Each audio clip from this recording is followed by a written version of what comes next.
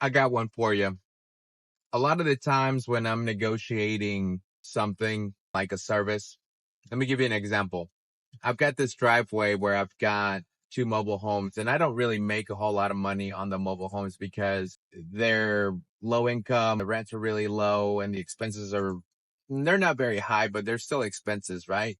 And one of the expenses that I have that's just so costly is maintaining the driveway because the driveway is gravel. And so whenever I have this issue, it's a big deal because it needs a big machine. It needs someone to come out there and grade it. So what I usually do, number one, I have a network of people that I can call and say, hey, look, guys, I've got this issue. Is anyone available? So I called two or three of the guys. Most of the quotes that came in were like in the 2000s. Like one of them's like 2,800 that I remember. The other one maybe 26. And then the other one sounded good. It was like $650 per day, but then it was a whole week's worth. And I just couldn't understand why it was a couple of weeks when in reality, I knew it was a 1 day job, right? Maybe a couple of hours. So what I did is I called my guy down the road and I said, look, I want you to look at this job.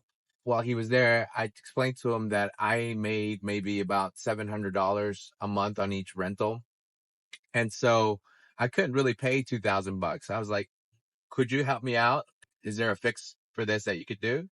So we came up to a price of $800. And I think that by me telling the guy what I was making, he could maybe price me according to that, because a lot of the times he could put me on a schedule when there was another job close by and it didn't have to cost him the full cost, right? So all I had to do was just wait a little bit for him to have a job next to where I needed the job at, and he won a little extra money and I won the lower price. So it's a win-win situation for both.